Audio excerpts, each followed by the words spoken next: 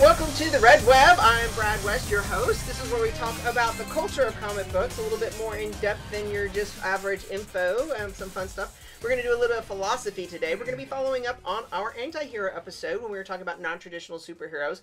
We've already gone over the dark hero, right? At some point in time, we'll get around to the sympathetic villain. But today we're going to do AntiHero. Now, just before we get going, I want to lay the groundwork. Anti-hero, for those who are in the confusion, there's a difference between anti-hero and dark hero. A dark hero is a hero that may not have necessarily heroic traits, but ultimately is altruistic. He does it for the right reasons, and he has a moral code. Ultimately, they're empathetic, and they're good people at their core, even though on the outside they're not necessarily good. An anti-hero is basically the villain that you root for. We're talking about somebody who is ultimately driven by selfish reasons and a desire to please themselves. Sociopathic or self-contained, any of those kind of traits. So we're going to go over some of the differences and things like that. And so first I'm going to go down and introduce my guest. Of course, we have Greg, my co-host from Dragon Slayer Comics and Fantasies. And he's always fun to come here and give us like the good history, because he's got a even deeper trove of comic book knowledge than I do. Except for Spider-Man. I win. My husband today is joining us. Is Bo, and Bo West. And yeah, he comes on every once in a while to fill in, and he'll be berating me about Phoenix sometime later on in the show. Not today, but and Tyler. Wow, like again, I love his philosophical views on things. He's got a real Zen idea, and he's perfect for this kind of thing, especially when it comes to talking about violence and influence and the need for these characters. So, what is your favorite anti-hero? Wow, that's really tough because I don't really like anti-heroes. Yeah. I would say probably either Black Cat or I would say Spawn. Especially in the beginning, I thought Spawn's story was really interesting because it was completely different from anything that I had read before that. Yeah. But that's the early days of Spawn. Yeah, and Spawn, we were talking about the debate as to whether or not Spawn really fit into the anti-hero or dark hero category. And when he first started out, yeah, he was very much anti-hero. His motivation was selfish. He came back from hell because he wanted to be with his wife. Of course, it was a Faustian deal, and he got screwed in it. And and along the way, he ended up using his powers altruistically to take care of the people that were in his ghetto and all this, what I don't know what they called it. Didn't it have a name or something? The alley. The alley. Yeah. It was just the alley. Okay. But yeah, Spawn was definitely at the start totally anti-hero. Now, Black Cat I've loved ever since she was first introduced by Marv Wolfman back in 1976. She is just this amazing character that I just loved her motivations, and I loved everything about that character. And I think Marv Wolfman, yet again, created this really amazing character. He's really good at character building. Yeah, and she was a villain ultimately because she was a thief and she was bored. And that's what I mean, you kind of rooted for her still too. You wanted her and Spider-Man to get together. You wanted, because I mean, her first story was basically they tried to go through the right channels to get her dad out of jail because he was dying of cancer, and so she wanted him to die at home. Right. And the court, it didn't work out. So she actually put together a group of thieves to go in and break him out of jail so he could die at home. That's one of the benefits of Marvel and DC borrowing from each other, is that they get the chance to think a little bit deeper before they rip each other off. So we talk about Catwoman. Catwoman, in a way, is also anti-hero. She's a thief. She liked the thrill of it, and she started off straight up villain and kind of evolved along the years and everything. You got to where you started rooting for her. She started having her own comic books, and I really say a lot of that has to deal with the Adam West Batman series because of the romantic chemistry between Adam West and Julie Newmar. And I really think that at that point she started, even in the comics, started becoming more of a good character because so many people wanted those two characters to get together. And then by the time you get around to Spider-Man, they create Black Cat. They're like, okay, we can actually learn from what they did, and we can tighten it up, and we get the story that you like, which is cool. What is your favorite anti-hero? Oh Lord, you know how I feel about anti-heroes. Yeah, I know, right? We're placed on this panel. I would have to agree with Greg on Spawn. Spawn. He was a really interesting character when they first introduced him. You're right, his motivation was purely selfish. It was all about what he wanted and how he could get it, but he grew. Past that, You know, after the Brightburn movie came out, I really became even more interested in the new take on Spawn that they're doing, because Jamie Foxx is playing Spawn. I don't know if you know this or not. They're doing the remake of Spawn, but they're trying to go more horror movie and really play on the gothic aspects of Spawn, and I think that'll be cool. That'll be really cool. Yeah. Really cool. Though I really liked Michael J. White's. Yes, I know. he did an excellent job. You know, I love him on Arrow as Bronze. I'm sorry? Is Martin Sheen in that movie? Yeah. No, oh my God, Martin Sheen. We're going to talk about him next week when we do the race swap thing. But anyway, no, Michael J. White on Arrow as Bronze Tiger was a great anti-hero character. Very popular. One of the best runs of Suicide Squad, one of the few runs of Suicide Squad I actually read was focused on Bronze Tiger. So I really liked his character starting out as a villain on Arrow and how they developed. And he's even on the current, or the last season. But of course, the movie killed that whole storyline. But yeah, he's actually pretty cool on that too. And yeah, I can't think of any of the others that I would say I like. Well, I know you're a big X-Men fan, and we were talking about Magneto at some points falling into that category. That's true, because but it's the question of, is he a dark hero or is he an anti-hero? Because what he does, he does what he does for a potentially moral reason, right? You know, but it's because it's the preservation of his race, his people. Yeah. You know, how he goes about it, you know. And I think that it's kind of fun how some writers will poke fun and play with the anti-hero. Yeah. I remember reading an old Amazing Spider-Man where it was like one of the first appearances of the Punisher, where he's up on a rooftop and he's shooting rubber bullets at jaywalkers and anybody who, like, you know, does anything even remotely wrong, he shoots them with rubber bullets from the rooftops. Yeah. Okay, see, I can get behind that. That's just fun. Well, I mean, the anti-hero, like, one of the interesting characteristics I was reading about with anti-heroes is that there is some part of them that's ultimately likable. You know, it's like the villain is just ultimately not likable. So he's the guy who does like the bad thing for his own reasons, and he's chaotic, evil, whatever. But I mean, he's just not likable. He's ugly. He's not funny. He's not charismatic. Mm-hmm. The anti-hero almost always is. Right. So, you know, he's always either a villain, mustache twirly. Mustache twirly, you know, he looks like, you know, he's got like half of his face messed up or something like that, you know, whatever. But I mean, anti-heroes are interesting in that fact that they have it sort of like definitely considered an anti-hero. Well, they have that sort of like, I don't know, there's some sort of persona Core that's just charisma. like, I like that guy. Well, yeah, there's got to be something to connect to. He kind of sucks at what he, like, the thing that he's doing is really bad right now, but I wish I could do that. Yeah. I wish I could be like this guy. And yeah, kind of a wish fulfillment. That's the thing. core definition of anti-hero. It's like a villain you root for. It's somebody you can identify with, you know. And this, of course, leads to the modern trend of the sympathetic villain and the Loki archetype, and we'll totally talk about that on the next installment of this episode. But you hit it right on the nose. You know, there has to be something about them that you can identify with. Otherwise, why would you read the story? Why would you care? Mm-hmm. You know, what would make it interesting? Just be another bad guy. Yeah. What's your favorite anti-hero? Oh, I mean, at the risk of sounding redundant, I mean, I always was drawn towards, you know, Spawn as well, but I mean, I never really saw him as an anti-hero. We talked about this the last episode I was on, is that I always saw Spawn as more of a dark hero. And less I of an think anti-hero. that there was an evolution. Yeah. I think there was an evolution. And that's another tricky aspect of the anti-hero, dark hero contrast, is that a lot of times you have hero's journey and you have characters that start off in an unfavorable position, but you know that there is the potential to learn and grow. And anti-hero ultimately, though, really doesn't. It took Spawn a while. It took Spawn a while. So, you know, we talk about the poster child for the anti-hero, and really, as far as I'm concerned, the leader of the trend from the 80s, Punisher. You know, Punisher, definitely anti-hero. There's no illusions about it. The only time I ever actually considered Punisher to be a dark hero was the Thomas Jane movie, and that's because they deliberately wrote that script with an attempt to make him more palatable to general audiences, you know, and that's why a lot of people panned it. But Punisher, straight up, he kills criminals not because it's the right thing to do. It gives him solace. It's revenge, starts up revenge for his family, and then it becomes a drug. He becomes addicted to it, and, you know, like we said before, he may save a mugger, he may save someone from a mugger, being mugged.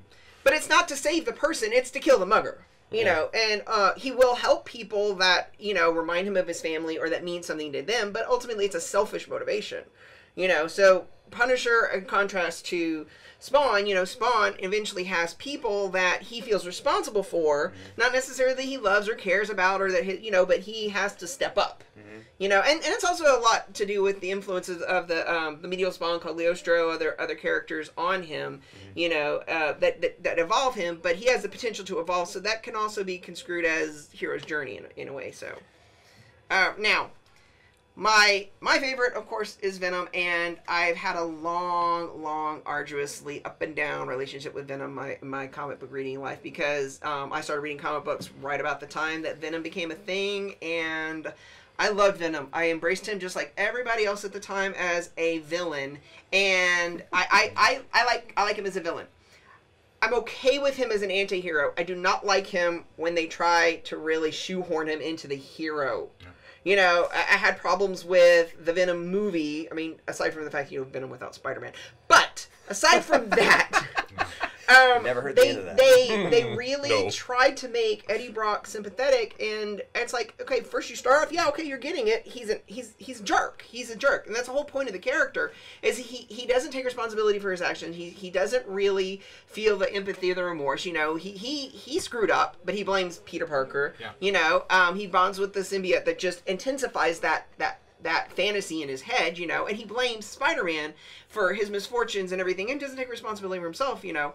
I love the current run with Donny Cates. He actually does a really good job. I'm not going to spoil it. Go read it. It's amazing. But he actually goes back and adds some new elements to kind of retool him back to, and you get kind of an insight into the psyche of Eddie Brock and as to why he's a jerk. And, you know, any other writer would have, like I said, Loki-ized him and tried to make him a sympathetic. No, they made him unsympathetic again, which I'm like, yes, this is my Venom. So yeah, read that. But so yeah, there's some fun ones out there. Yeah, I did not like Venom from the get-go. I grew up with Spider-Man like Stan Lee, Steve Ditko, and John Romita before John Romita Jr. and John Romita Jr. and all that, and Marv Wolfman and Tom DeFalco. Well, yeah, there's something to be said about the classic Spider-Man, and so I kind of felt like Venom was going just a little bit too far. I loved when the Secret Wars, where the black costume came into play. I loved that all that, yeah. And then I loved that it was a symbiote and all that kind of stuff. And then, but once you started getting into Venom, it was just a little bit too far. It wasn't until Spider-Man 3 when Sony overstepped their boundary that I honestly... Why would you go there? Because, you know, it ties into our other episodes. Because that's where they jumped the shark with Venom for me. I'm like... Oh, is that like, I'm like, really? Oh, okay. No, that's what it was, yeah. And I mean, okay. I'll give them... They got the characterization of Brock right, because, yeah, well, no. nothing was his fault. He was less jerk and more douche. Well, okay, yeah, there's that, too. There's a slimy aspect to him in that one. And yeah, but again, it goes back to he refused to take responsibility for his own actions, you know. He doctored a photo that he sold to Jameson, which, this is one of my things that I don't like Jameson. Jameson, of course, hops on it because it makes Spider-Man look bad. Right. Why do the research? Now, and we were talking about this earlier about how there's actually a issue of, I think it's amazing, it might be Peter Parker, that it's entirely a Jameson episode where Jameson actually goes off and he does like actually shows that he's an investigative reporter and good at his job. Over the years, yeah. The problem is he's so prejudiced against Spider-Man that if it makes Spider-Man look bad, print it. But talking about the classic characters, I like the classic characters, and I see that. But when Jerry Conway created Punisher for Spider-Man, and we're gonna touch on Punisher again in a minute. I was researching, and there's actually a lot of really cool anti-hero characters that have come from the Spider-Man stories. Oh yeah. One of my favorites, Cardiac, who ends up, I think, becoming more or less a dark hero, maybe. Well, I want to say even like Speedball, and there was a whole bunch of characters that ended up that started off as villains and they became good guys. Yeah. Speedball started off as a villain. Are you talking Speedball or Screwball? I want to say Speedball, didn't he? The one that bounced around from the New Mutants. No, he was or New Warriors. New Warriors. Yes. I want to say he started out as a villain. He was like trying to steal stuff, and then like Spider-Man busted him. Yeah, I See, don't. now I I'm don't going to know have that to go one. look We're gonna have this to check it up out. when we're But done there were here. quite a few. There were quite a few anti-heroes to come out of the Spider-Man story, so that was kind of. But I mean, interesting. Speedball kind of goes from good, in my recollection, goes from good guy to Again, anti-hero with the whole penance thing. Yeah, that's that was. don't even yeah, let's no, not go we're gonna stop right there on that one. We're not even. That's just. You're getting awfully close to a brand new day. Yeah. I don't wanna- So, but yeah, you're talking about hero's journey and that kind of stuff. You were gonna make a point. Well, I was gonna say like the thing about we go back to like wish fulfillment and how we like identify with these characters and everything like that. And like when I first my first exposure to Venom was like the Spider-Man on Fox, you know, because I didn't really grow up reading comic books. I grew up like watching them on TV, like This show's a about normal superheroes, child. not necessarily Anyways, so but I just was like watching this villain, and as like I forget how old I was, but I was definitely in my single digits at the time, and I was like, this is so cool, you know? Like I was just I thought that that Venom was the coolest thing. I was like, man, I just want to like hang out with this guy, but he's like such a jerk to Spider-Man. It was just very like yin and yang, and then like I intuited that at such an early age, and so it's something that you identify with, something that like your dark side loves and like yearns for, but at the same time, it's like something that really juxtaposes like, okay, well that's actually really like bad behavior, and I'm really supposed to like it. Like anti-heroes make the heroes look a lot better. Yeah, you know? and it's a natural evolution from. I mean, literature has been flooded with bad boy archetypes that you kind of want to idolize and stuff like that. But when you get to characters like the Punisher, and this is one that's really interesting that I'm going to bring up because this is very recent, like literally this issue came out this month. The Blue Lives Matter campaign, the police department put out What did you do with that issue? oh, it's over there. It's supposed to be on the table. I'm sorry. I'll have to bring it up next. We'll put it online. But Blue Lives Matter campaign that various police departments have put together across the nation to basically instate policies that make violence against police officers hate crimes.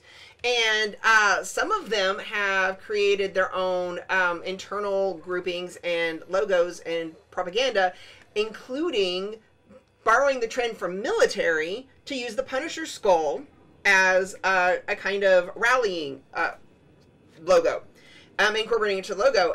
St. Louis Police Department specifically was one of the ones where they had decals on the cars, and some of the officers refused to put them on there, and they were getting basically tormented because they were considered not supportive of the police. And citizens were getting mad because it's like, don't you even understand what this skull represents? Even Jerry Conway, the creator, he released a denouncement saying, to idolize the criminal defeats the point of what Punisher's supposed to be. Punisher's supposed to represent the breakdown of the law enforcement legal system and hierarchy. And so in the comic book that came out this month, number 13, Marvel has, they actually have Punisher interact with a couple of New York police officers who catch him in an alley.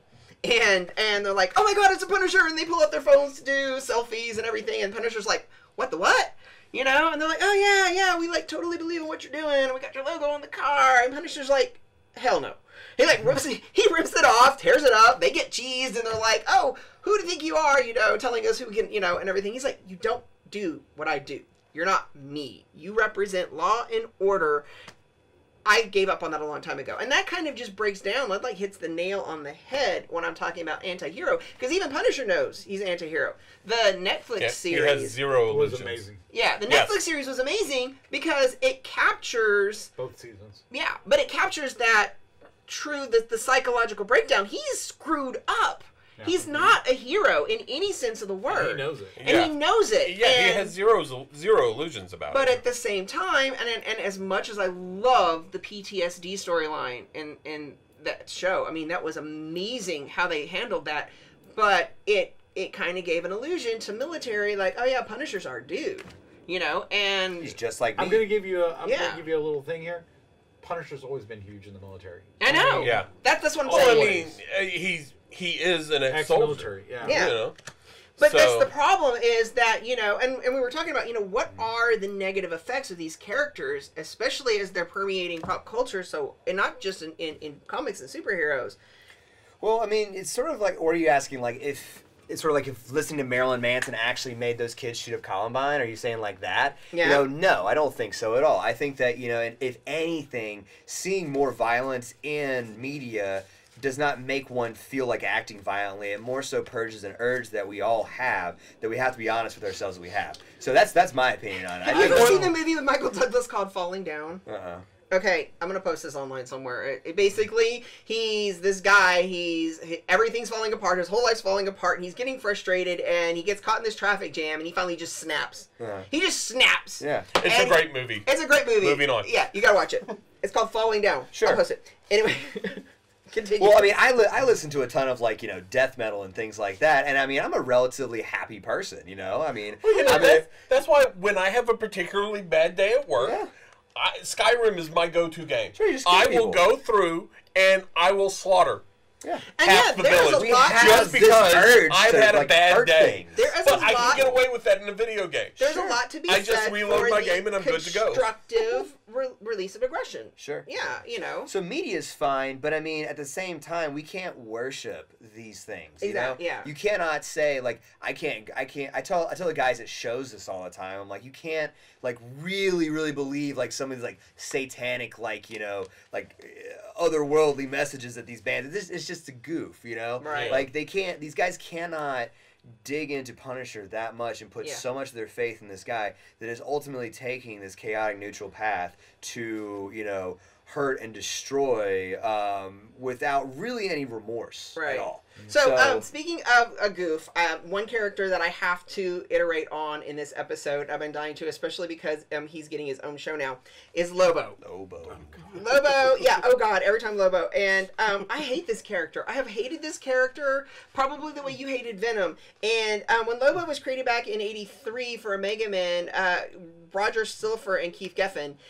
Keith Geffen is definitely one of the highlights of DC Comics. He's an incredible writer, and he wrote it as a parody. He was picking up on the trends of the hyper-violent Punisher, Wolverine, etc., character, and he was trying to he wanted to reflect to people how dumb this was. He failed. Like, he totally failed. He went so far over the top that, like, fans embraced him, and the people that were loving Punisher were loving Lobo. And by the 90s, he had like his own series that ran for like 64 issues, and now he's gonna have a TV show. And the trailer for the season premiere of Krypton got so many views. He's getting his own TV show. Yeah, it's a travesty. Swamp Thing got canceled on the first night, and then Lobo got a series the same day. And the show hadn't even aired. All right, DC, epic fail. Moving on. I will say this: the only time I've liked Lobo was the Adventures of Superman. That's what I was saying earlier. Yeah. Yes, the animated. Because they had to tone him down. They had to censor him and whatnot. They he was funny. He became more of a funny. He was funny, and he was what he was supposed to be. He was a parody of those characters. And Brad Garrett from Everybody Loves Ray. He was perfect. And I love that the characters in the show actually knew he was over the top, and they're yes. kind of like rolling their eyes. I know. It's like, next time you need help, don't call me. We didn't call you this time. That was my favorite. It's kind of like I never liked Mr. Mixoplex. I hated that character, but Guilford Godfrey. Oh yeah. A lot has to be said for representation. Yeah. So and speaking of television shows, I really wish our friend Delaney, who was here from the last episode, because he loves Garth Ennis, and we always have some really deep talks about Garth Ennis. I'm sorry, dude, you're not gonna be able to defend your guy. But Preacher has done pretty well, and that's a very hardcore anti-hero character that has permeated through comic books for a while, and that TV show has gone so well that Amazon is picking up The Boys, which is another show, and it's basically the Justice League if they all became what's the word we're looking for? What word can we use on TV? I know, right. So yeah, they all become celebrity, and they get big heads, and they're into the idol worship, and yeah, it's. I'm actually kind of concerned about this show because it's everything. Oh God, the trailers alone. The trailers alone. No, I'm not saying if that's your cup of tea, and like we were talking go about. Go enjoy it. Yeah. No, and then, I'm sorry. If you just want to watch a train wreck, yes, sometimes it's entertaining. Okay, train so, wreck. No, talking about the Boys. today at work, I'm showing off a product to a customer. I go to YouTube so they can see the video quality. And one of the trailers that it pops up for, you know, if you let the YouTube thing sit too long, it'll automatically go to next, is a uncensored trailer, red band trailer for The Boys. Yes, let's close that. You know what? They We're at almost work. they might actually get me to at least watch the pilot because Carl Urban. I mean, Well, yeah, Carl there's Urban. that. So we got that. So we got a couple more minutes. Who are some other really fun ones? We were talking about Constantine. Depending on Batwoman. yeah, Batwoman. I still think she's a hero. I think she's a hero. Yeah, Yeah, I think love her. she may be a dark hero, but I think she may be a little bit more violent than Batman, which is actually the fun of her character. Everybody loves Deadpool, and they've really worked to make him more palatable and more sympathetic, more empathetic, but ultimately when he started off, he was straight up all the way down the line. Oh, he's another one of those. He was meant as a joke. They killed him in the Yeah, issue they killed him in the that first they issue. He introduced wasn't even him. supposed to live past the first issue. then And yet Harley people Quinn went, Suicide "Oh my Squad. God, he's a fantastic Suicide character." Squad. I'm like, That's a big one. And James Gunn's actually, I just was reading, San Diego Comic-Con is this week, and there's a lot of new news coming out from that. I have to say something really quick. Uh-huh. September 25th, Harleen is coming out. That is going to be amazing. I highly suggest picking it up. It's a DC Black Label. It is a 3-issue miniseries done by Stefan Sejic. It's going to be brilliant. It's going to be a deep character study of Harlequin. So anyway, lots of really cool characters. We'll talk about more. We'll post some more online. And thank you for joining us. We'll catch you next time. Sorry. Sorry, I love...